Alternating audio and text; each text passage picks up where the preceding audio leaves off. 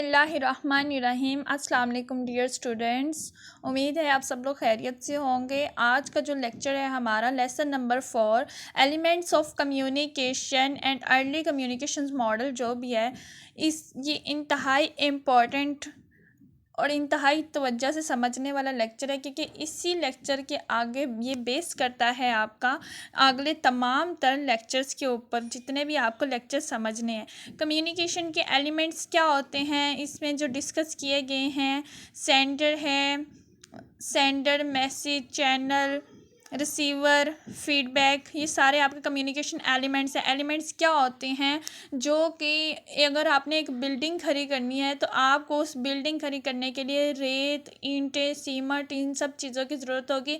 इसमें से एक भी चीज़ कम होगी तो आपकी बिल्डिंग कंप्लीट नहीं हो सकेगी। इस तरह कम्युनिकेशन का एक भी एलिमेंट अगर कम होगा तो आपका कम्युनिकेशन का प्रोसीजर जो है वो या तो डिस्कनेक्ट हो जाएगा या फिर वो बैरियर का शिकार हो जाएगा। अब जो एलिमेंट्स उन्होंने डिस्कस किए हैं, हम वन बाय वन इनको डिस्क्राइब्स करते हैं कि सेंडर क्या होता है। सेंडर वो होता है जिसने मैसेज पहुंचाना होता है अगले इंसान तक, ठीक है।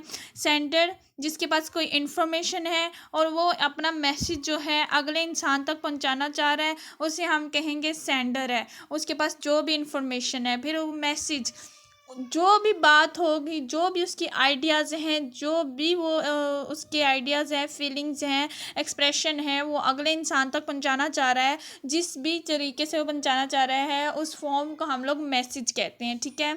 उसके बाद आ जाता है चैनल। कम्युनिकेशन में चैनल का जो मतलब होता है वो मीडियम होता है। मीडियम वो होता है जिसके थ्रू मैसेज एक पर्सन से दूसरे पर्सन तक पहुंचाया जाता है। अगर तो आप टेलीफोन के ज़रिए, मोबाइल फ़ोन के ज़रिए अपना मैसेज दूसरे को पहुंचा रहे हैं तो आप दोनों के दरमियान मैसेज पहुंचाने का जो मीडियम है, चैनल है, वो मोबाइल फ़ोन है। अगर तो आप अपना मैसेज फेस टू फेस पहुंचा रहे हैं तो आपका जो मैसेज पहुंचाने का मीडियम है वो हवा है। अगर आप अपना मैसेज ईमेल के थ्रू किसी को पहुंचा रहे हैं तो आपका मीडियम ईमेल है, ठीक है, इंटरनेट है। इसी तरह अगर आप फेसबुक यूज़ कर रहे हैं तो फेसबुक के थ्रू कर रहे हैं। सोशल नेटवर्क के जितने भी मीडियम के थ्रू आप अपना चैनल पहुंचाते हैं, ये सारा कम्युनिकेशन की लैंग्वेज में चैनल कहलाता है, ठीक है। इसके एलिमेंट्स में आ जाता है। फिर रिसीवर आ जाता है। आपका रिसीवर कौन होता है? जो आपके मैसेज को रिसीव कर रहा है, ठीक है। आपके मैसेज को जो सुन रहा है, जो उसका तलबगार है, उसको चाहिए, आपसे जवाब चाहिए या आपसे इंफॉर्मेशन चाहिए, तो वो रिसीवर जो होगा, वो जो मैसेज सुनने वाला है, रिसीव करने वाला है, इसे हम रिसीवर का इंटरप्रेटर क्या होता है? इंटरप्रेटर जो आपके मैसेज को परस्यू करता है, इंटरप्रेट कर रहा है कि आप क्या कहना चाह रहे हैं, आपके इंफॉर्मेशन को लेता है, वो इंटरप्रेट कहलाता है। फीडबैक कम्युनिकेशन, सक्सेसफुल कम्युनिकेशन जो है वो इसी पे बेस करती है कि अगला जो रिसीवर है, जिस तरह आप मैसेज पहुंचाना चाह रहे हैं उसने वैसे ही सुना और वैसे ही सुन के उसको आपके मुतलका जिस तरह आप चाहते हैं कि आपका मैसेज का मीनिंग समझा जाना चाहिए, उसी तरह समझा गया और फिर उसको वापस भी किया गया उसी तरह, तो आपका फीडबैक है। फीडबैक के बगैर कोई भी कम्युनिकेशन प्रोसीजर जो है वो आपका सक्सेसफुल कंप्लीट नहीं माना जाता। आगे मॉडल क्या होता है? किसी भी अमल को, प्रोसेस को, फिनोमिना को समझने के लिए मॉडल मुतारफ़ करवाया जाता है। मॉडल को किसी भी चीज़ को समझाने के लिए, उसको कॉम्प्लेक्सिटी ख़त्म करने के लिए, उसको इंतहाई आसान तरीके से समझाने के लिए, ताकि हर इंसान समझ जाए, उसको ग्राफिक्स के थ्रू पेश किया जाता है ताकि इसको इजीली समझा जा सके। जो इसमें मॉडल डिस्कस किया गया है वो शैनन एंड वीवर का है, जो कि दोनों दोस्त थे। शैनन एंड वीवर दो अलग अलग थे जो कि एक कंपनी में जॉब करते थे और इन्होंने टेलीफोन की कंपनी में एक इंजीनियर था। ये मैं आपके वैसे नॉलेज के लिए बता रही हूँ। एक इंजीनियर था और एक जो था वो मैथमेटिशियन था। इन दोनों ने मिल के जब उन्होंने टेलीफोन की कंपनी में काम करे थे, इन्होंने देखा टेलीफोन की वेव्स में कुछ प्रॉब्लम्स आ रही हैं, वॉइस सुनने में मसला होता है, जब शां शां की आवाज़ आती है, तो इन्होंने इधर से मुतासिर होकर एक मॉडल डिज़ाइन किया। ने वही जो एलिमेंट्स थे कम्युनिकेशन के उनको ग्राफिक्स के थ्रू एक्सप्लेन किया। ठीक है, उन्होंने एक नई चीज़ जो इसके अंदर इंट्रोड्यूस कराई वो नॉइस था। इसको हम आगे जाके पढ़ेंगे, ये डिटेल स्टडी है, इसी में पढ़ेंगे। अब उन्होंने जो सोर्स है उसको इन्फॉर्मेशन का नाम दिया कि जो सोर्स वो होता है जो कि इन्फॉर्मेशन होती है वो सोर्स होता है। इनकोडर, इनकोडर क्या होता है? सबसे मेन चीज़ बहुत तवज्जो से सुनने वाली है क्योंकि इसका लफ्ज़ बार बार आगे यूज़ होगा। ये टर्मिनोलॉजी है जर्नलिज्म की, मैस कम्युनिकेशन के। इनकोडर क्या होता है? इनकोडर वो होता है जो कि किसी भी इंसान, जो सोर्स है आपका, जो आपको इन्फॉर्मेशन पहुंचाना चाह रहा है, जो उसके जहन में आइडियाज़ एक्सप्रेशन चल रहे हैं, वो उनको वर्ड्स में कन्वर्ट करता है। जो भी उसके जहन में चल रहा है उसको कन्वर्ट करने, वर्ड्स में कन्वर्ट करने का सारा जो प्रोसीजर है वो इनकोडर कहलाता है। ठीक है, आगे मैसेज है, जो भी पैगाम होगा वो जाहिर है सोर्स के पास जो भी पैगाम होगा। चैनल में आपको बता चुकी हूँ। डिकोडर क्या होता है? अब जो उसने अल्फाज की शक्ल में उसे दे दिया था, जो उसने अल्फाज जो बयान किए, अब उसने जो अल्फाज बयान करके दूसरे शख्स तक पहुंचाए, पहले तो उसके जहन और दिमाग के अंदर जो चल रहे थे आइडियाज़, फीलिंग्स, एक्सप्रेशन जो भी था, उसको लफ्ज़ों में कन्वर्ट करने का जो प्रोसीजर था वो इनकोडर था। अब लफ्ज़ों में कन्वर्ट हो गया है, उसे बाकायदा एक लफ्ज़ मैसेज में तरतीब दिया, मैसेज में तरतीब के अगले बंदे तक लफ्ज़ों की सूरत में पहुँचाया, तो आपका डिकोडर कहलाएगा। राइट, उसके बाद रिसीवर, रिसीवर वो होता है जो मैसेज या इन्फॉर्मेशन सुनना चाह रहा होता है, जो आपकी बात को, जो आपकी इन्फॉर्मेशन का तलबगार होता है वो आपका रिसीवर होता है। इसमें सोर्स टीचर भी हो सकता है जो लेक्चर डिलीवर करता है, और उसके बाद रिसीवर स्टूडेंट्स भी हो सकते हैं जो उनके लेक्चर को सुन रहे होते हैं। ठीक है, ये नॉइस हम आगे जाके पढ़ेंगे कि इसने नॉइस को जो किया था। अब detail analysis of the model, इसमें वही चीज़ द सोर्स जो मैं आपको एक्सप्लेन कर चुकी हूँ। इसमें इनकोडर को आपने डिटेल से पढ़ लेना है। इनकोड क्या होता है? द मैसेज कि आपके पास जो भी मैसेज है जो आप पहुंचाना चाह रहे हो, दूसरे लोगों तक पहुंचाना चाह रहे हो, वो सारा आपका मैसेज कहलाएगा। That's word. ठीक है, द चैनल भी आप पढ़ चुके हो, इसको भी हम एक्सप्लेन कर सकते हैं। यहाँ पे आके हम जो मेन बात हमने पढ़नी है फिजिकल नॉइस। आगे नॉइस की कैटेगरीज बना दी गई हैं। इसमें जो सबसे पहले डिस्क्राइब किया गया है वो फिजिकल नॉइस है, जिसकी एग्जिस्टेंस होती है, जो हमें पता चल रही होती है। मतलब कि आप किसी रोड पे जा रहे होते हो और रोड पे जाते हुए आपको लाउड साउंड सुनाई देता है मोटर बाइक का, वो आपका फिजिकल साउंड कहलाता है। ठीक है, आपका वो शोर। अब जाहिर सी बात है, अगर आप रास्ते में मोबाइल क्यों नहीं सुन सकते, रास्ते में जा रहे हैं आप फ़ोन क्यों नहीं सुन सकते? क्योंकि आप वहाँ पर व्हीकल्स का शोर इतना ज़्यादा होता है जो कि कम्युनिकेशन बैरियर में आ जाता है।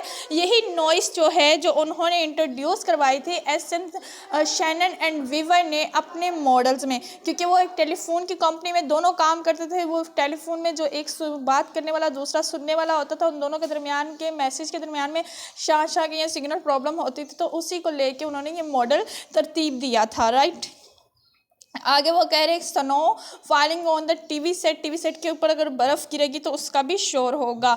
ये सारे आपका फिजिकल नॉइस में आता है जो कि आपके कम्युनिकेशन बैरियर का बाइस बनता है। फिर कम्युनिकेशन सुनने में मसला होता है, आप कोई मैसेज साउंड जो सोर्स है वो उसको मैसेज पहुंचाने में, जो रिसीवर है उसको मैसेज रिसीव करने में प्रॉब्लम होगा। ठीक है, ये आपका फिजिकल वॉइस है। फिजिकल वॉइस में ये भी आ जाता है अगर आप किसी से फ़ोन पे बात कर रहे हो और अगला बंदा शोर में है तो वो आपकी बात नहीं सुन सकेगा। ये सारा फिजिकल नॉइस में आ जाएगा। आगे जो उन्होंने सीमेंटिक नॉइस जो इसको इंट्रोड्यूस कराया है, इसका मतलब ये होता है कि it's very difficult, it's totally difficult, it's entirely difficult, it's entirely different from the physical voice. How is it entirely different from the physical noise? It's entirely different in physical noise in such meanings like, किस तरह different है ये physical noise से? इस तरह different है कि क्या होता है कि एक बंदे के पास नॉलेज का होना, आप किसी के वो शेयर कर रहे हो कि यार हाथी की इतनी लंबी सूंड है, वो ऐसे चलता है, वो ऐसे करता है, ऐसे करता है, अगले बंदे ने हाथी देखा ही नहीं, अगले बंदे को पता ही नहीं, हाथी कभी ज़िंदगी नहीं देखा, तो आपका जो कम्युनिकेशन प्रोसेस है वो सिमेटिक नॉइस आ गई, उसके अंदर बैरियर आ गया है, उसको हाथी देखा ही नहीं, उसका हाथी का कोई एक्सपीरियंस ही नहीं रहा, तो आपका ये नो कम्युनिकेशन जो है वो सक्सेसफुल प्रोसेस नहीं होगा कम्युनिकेशन का। क्या अगर एक बंदा स्वात वाले गया ही नहीं और आप उसको कहो कि स्वात वाले में उस जगह पे ये फ़लाँ मकाम पे फ़लाँ चीज़ थी, लेकिन उसने कभी स्वात वाले देखी नहीं, तो वो किस तरह आपकी बात को अंडरस्टैंड कर सकेगा। और ये आता है सिमेटिक नॉइस में, ठीक है, ये it's entirely different from the physical noise. Decoder हम समझ चुके हैं पीछे क्या होता है, जो आप अपने आपके जहन में आइडियाज़ मीनिंग्स चल रहे होते हैं उनको लफ्ज़ों में तरतीब देना, एक मैसेज बनाना डिकोडर कराता है। और रिसीवर कौन होता है, जो आपकी बात को रिसीव करता है।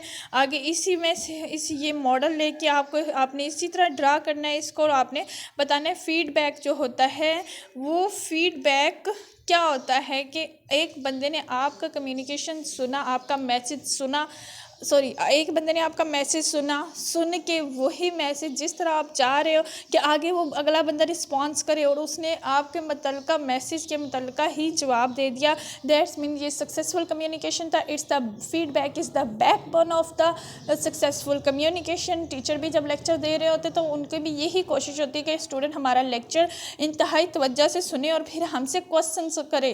क्वेश्चन हमेशा वही बच्चा कर सकेगा जिसने जो लेक्चर तवज्जो से सुन रहा होगा। जो बच्चा लेक्चर तवज्जो से नहीं सुन रहा होगा वो कभी क्वेश्चन नहीं करेगा। और जो बच्चा क्वेश्चन करता है तो टीचर को इसीलिए खुशी होती है क्योंकि वो फीडबैक दे रहा है, वो इसके टीचर की जो बात है वो सक्सेसफुल कम्युनिकेशन में जा रही है, इसलिए इसको feedback is the backbone of the successful communication, right. अगला जो उन्होंने ये शैनन एंड वीवर का मॉडल था, इसको सक्सेसफुल मॉडल नहीं करार दिया था। इसमें उन्होंने कहा था वीकनेस है। किस लिए वीकनेस है, क्योंकि जो फीडबैक होता है उन्होंने एक नई चीज़ तो इंट्रोड्यूस करवा दी कम्युनिकेशन में नॉइस की सूरत में, लेकिन जो कम्युनिकेशन की बैकबोन होता है फीडबैक, उसको उन्होंने मेंशन नहीं किया। इसलिए इस मॉडल जब भी कोई चीज़ मॉडल थ्योरी जो होती है इंट्रोड्यूस करवाई जाती है तो उसके जो फील्ड्स के रिलेटेड पर्सन होते हैं वो इस पर क्रिटिसिज्म लेकर आ जाते हैं और अपने अपने एविडेंस देते हैं,